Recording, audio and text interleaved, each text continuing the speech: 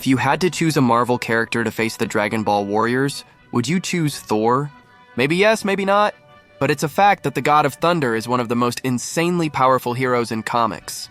The difference is that instead of green muscles or technological armor, he brings something more mythological with him. Divinity, ancient magic, and a reality-shattering hammer. But what if we put Thor inside the world of Dragon Ball, not in a limitless fanfic fight? The aim is to provide a realistic analysis based on concrete achievements. Like with Hulk and Sonic, we'll place Thor in a clear progression path in the Dragon Ball universe. And maybe you'll find out that he can go far beyond what you expected. In the Marvel universe, Thor was created to be a being who would eventually surpass Odin himself, one of the most powerful gods in Marvel's Norse mythology. And as if that wasn't enough, in the most recent comics, Thor's mother was revealed to be the Phoenix, a cosmic entity capable of erasing entire universes. Thor was born as a hybrid of a deity and a cosmic entity. It's no wonder that Dr. Doom, one of Marvel's most arrogant villains, once described Thor's power as the very definition of power. How does this compare with Dragon Ball? The answer begins at the universal scale. In Dragon Ball, threats progress clearly. Frieza destroys planets with ease and survives in space. Cell wipes out solar systems and regenerates from destruction. And Majin Buu can distort reality and destroy everything with pure magic. Fitting Thor here will be easy. From early on, he fought as an equal against galaxy-consuming beings like Silver Surfer and Galactus. He has also faced Zeus, Seth, and even stood up to Chaos, which is the equivalent of the end of everything in Marvel. Thor not only withstands attacks on that scale, but also counterattacks with energy capable of disintegrating alternate realities. Compared to Dragon Ball Z, Thor would match or surpass Majin Buu. It's not just his strength or speed, but his unique abilities, magic, elemental control, extreme durability, and attacks like a mythological Kamehameha. But hold on, because this comparison is still far from over or easy.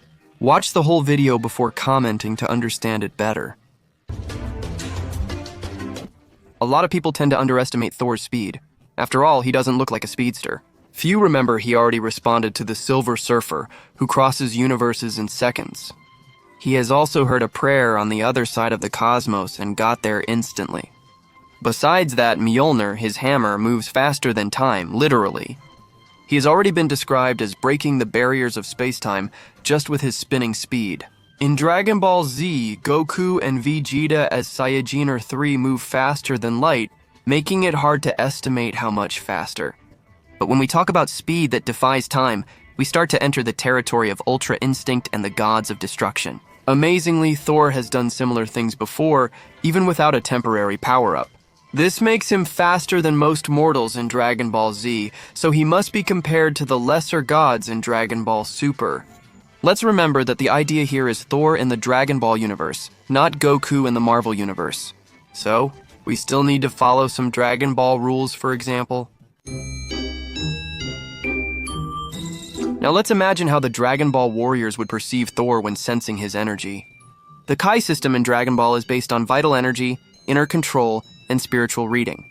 Thor, on the other hand, combines Asgardian divinity with cosmic and magical energy, something the Dragon Ball characters might have never sensed before. Goku might say Thor's Kai feels divine yet chaotic, while Piccolo would call it irregular.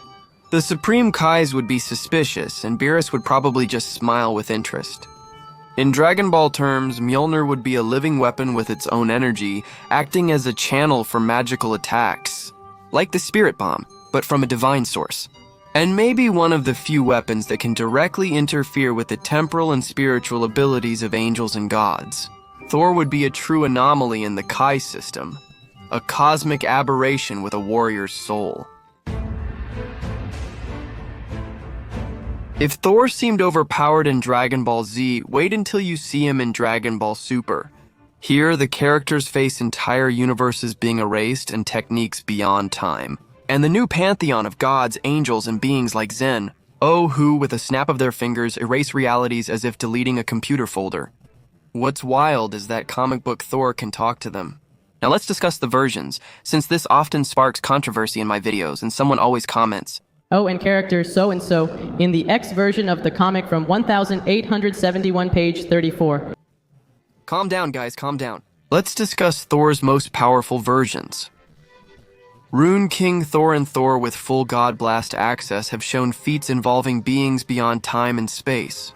In Dragon Ball terms, that would put them on par with characters like Jiren, Goku, Ultra Instinct, and possibly Beerus.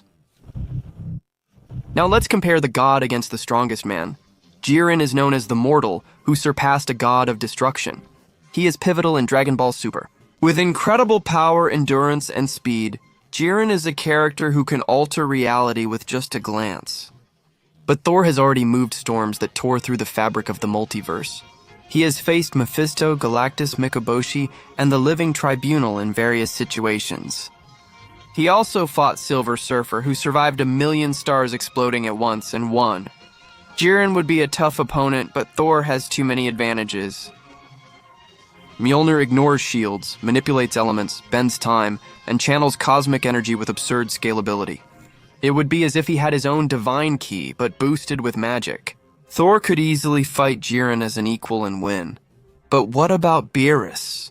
Well, things get complicated here, and a lot of people will say, oh, I don't know Thor solos, but hold on. Watch the video until the end so you can understand better. Alright, Beerus is a god of destruction, with access to techniques like Hakai, which erases the existence of anything. It's a type of power that doesn't depend on physical strength or endurance. It's basically an existential negation. Thor has already faced attacks that destroy souls, realities, and concepts. He resisted Mephisto in Hell, blocked the Phoenix's control, and survived the World Tree's destruction. It literally contains everything in the Marvel multiverse. The main issue with Beerus isn't just power, but the fighting style. As I said, I'm adding Thor to Dragon Ball. Thor isn't used to opponents who combine Kai with hyper-fast martial arts and can pull off a speed blitz at an absurd level. Beerus is a fusion of technique, intuition, and divinity, possessing techniques that are still unknown. In a first clash, it wouldn't be impossible for Thor to be overwhelmed by the speed and lethality of Hakai. If he's caught off guard, he could be completely destroyed, literally erased, all physical matter wiped out. However, if Thor gets serious, unleashes the God Blast, and uses everything he's got, the fight becomes something else entirely.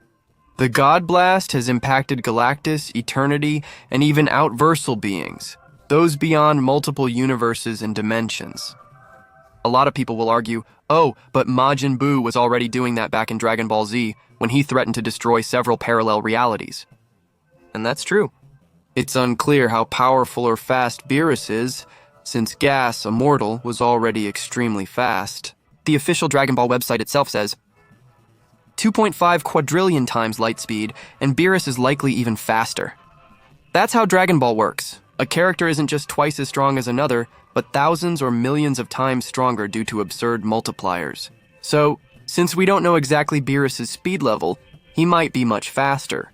Even if Thor isn't faster than Beerus at his hypothetical prime, aside from Hakai, Thor has greater destructive power and real impact. Their battle would be a deadly dance. One destroys all, the other a god born to surpass all.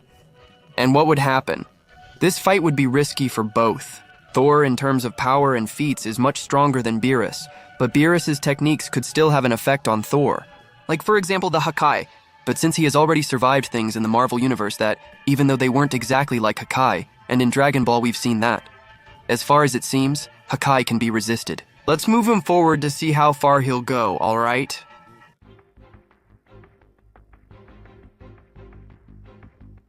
We've discussed speed and strength, but Thor also has powerful abilities that would be nearly illegal in the Dragon Ball world. Here's what he's already done. Deflect cosmic blasts and return them amplified tenfold. Use Mjolnir to negate time manipulation. Summon storms faster than light. Resist transmutation, soul and reality manipulation, and control wind, electricity, solar fire, and interdimensional space. And of course, the God Blast, which once made Galactus bleed. Dragon Ball doesn't have formal magic, but features magical energy from characters like Babidi and the Kai Oceans. The Kai system is fundamentally about life and internal control. In Dragon Ball terms, Thor might have cosmic Kai, magic, and divine strength. He would be a freak in that system. A mystical Broly with an elder's wisdom, supreme Kai's knowledge, and a hammer acting as an offensive Dragon Ball. Imagine if Thor tried blocking Whis' time manipulation, for example.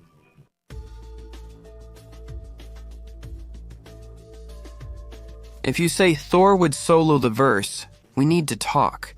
This section is crucial for this video and for the others, which many people don't realize. In the Superman video, a subscriber commented, "Most Supermans lose to Goku, but some win." And that's true. We just have to observe. So yes, there are versions of Thor that would crush the entire Dragon Ball universe, like Rune King Thor, for example, who has already defeated entities beyond eternity, nullified cosmic runes, and literally rewrote the fabric of the Marvel multiverse. Or, to stay with the absurd, Old King Thor with the Phoenix Force, or Thor surviving the World Tree's destruction with the Living Tribunal inside, approach the outversal level, beyond space-time and the multiverse. These versions of Thor would probably even defeat Zeno if you think about it. Not due to speed or fighting skills, but because they exist on a higher level, as defined by Dragon Ball.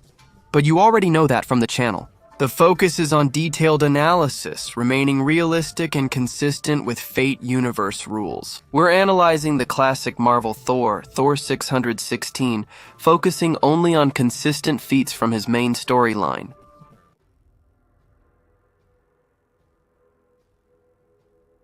Let's rank Thor using the 6 threat categories we've discussed on the channel and in other videos. 1. At the planetary level, like the Saiyajin from the Frieza saga, First Form Cell, Namekian Heijins, Thor passes with a yawn. At the solar level, solar system or stellar system like Saiyajin Goku, Majin Vegeta, Perfect Cell, Thor handles it with ease. His opponents endure stellar explosions, so they still wouldn't stand a chance.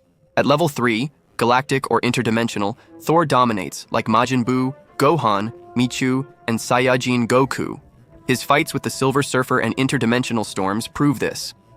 Thor is also comfortable at the universal or low multiversal level, like Saiyajin God Goku, Golden Frieza, Hit, and Zamasu. The God Blast has confronted Galactus and multiversal entities.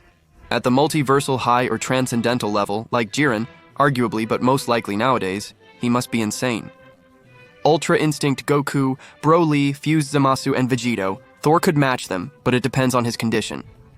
If he has Mjolnir, is enraged, or uses the God Blast, he could win. But I think a real fight would begin here. Alright, and at level 6, the angelic level, we have examples like Whis, Vados, Daishinkan, and Zeno. And here, honestly, I think Thor stops. Why? Unless you use alternate versions like those I've mentioned, base Thor 616 can't reach the angels, who exist above reality as a concept.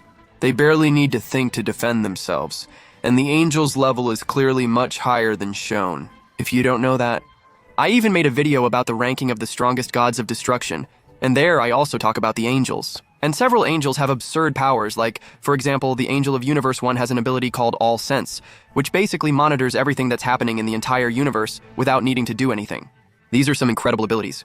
I think angels have impressive abilities like natural time manipulation and ultra instinct, since they're born with these powers, besides the potential for destruction, which is basically unlimited. Angels can't fight due to the rules, but if their power is unlocked, anything is possible. But since we don't know exactly what the angel's level is, we can't say for sure. So in the end, Thor would indeed survive in the Dragon Ball universe, and not just survive, he would be one of the most dangerous warriors in all the universes. A hybrid of a god and cosmic entity, wielding magic impressive even to Supreme Lord Kai, with new abilities, likely living as a godly ally. And he could bother Beerus and face the most powerful warriors at their maximum potential. But Thor would only face one problem. Dragon Ball's fighting system is about evolving and growing stronger after each battle, while Thor doesn't evolve like that, he's just strong. This could make him vulnerable in longer sagas, since Goku, Vegeta, and others also double their power with each transformation. Or even more, but still within Dragon Ball logic, as long as it's God of Destruction level or lower. I believe he could sweep through and go up against the angels. Comment below if you think he could sweep through or not. I can also bring more in-depth, detailed videos, with comparisons between Marvel characters and Dragon Ball characters. And the next one, you guys won't even believe what it's gonna be, but it's gonna be really good.